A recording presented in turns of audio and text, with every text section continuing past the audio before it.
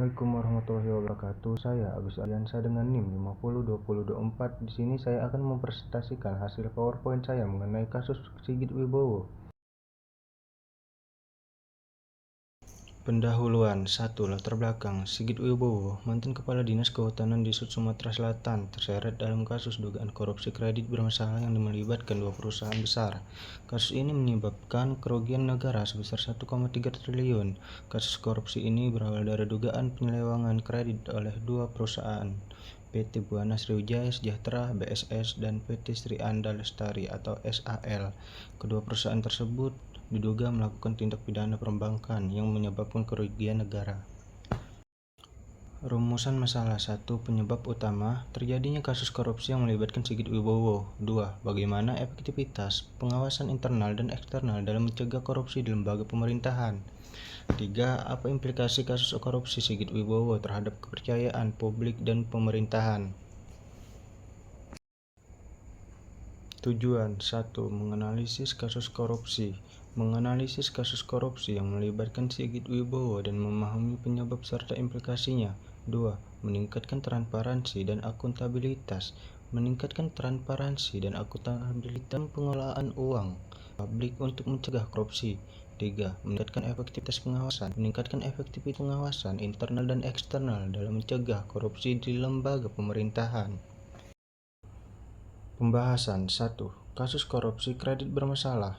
Kasus korupsi kredit bermasalah ini melibatkan dua perusahaan sawit, PT BSS dan PT SAL, yang diduga menerima fasilitas kredit dari Bank Plat Merah. Nilai kerugian negara yang fantastis mencapai 1,3 triliun, menjadikan perkara ini sebagai salah satu mega skandal korupsi terbesar di Sumatera Selatan sepanjang tahun 2025. 2. Pemeriksaan Sigit Wibowo. Sigit Wibowo diperiksa oleh Kejati Sumsel sebagai saksi dalam kasus korupsi kredit bermasalah ini.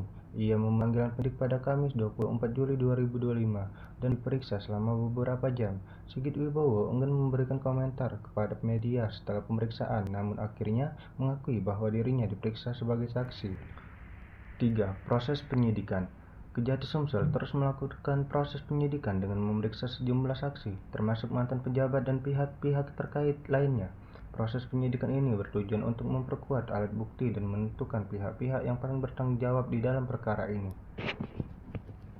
Baiklah, kita berada di slide penutup, kesimpulan dan saran. Kesimpulan dari saya, kasus korupsi yang melibatkan Sigit Wibowo dan menunjukkan bahwa korupsi dapat terjadi dalam berbagai bentuk dan pemerintahan.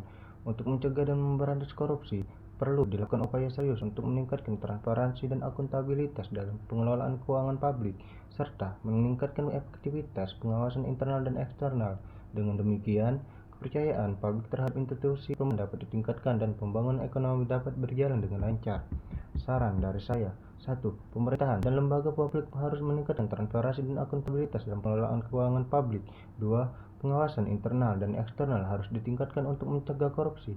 3. Penegakan hukum harus dilakukan secara tegas dan adil terhadap pelaku korupsi. Baiklah, sekian presentasi PowerPoint dari saya. Lebih kurangnya saya mohon maaf dan kepada Allah saya mohon ampun. Saya akhiri dengan wabillahi taufiq walhidayah. Wassalamualaikum warahmatullahi wabarakatuh.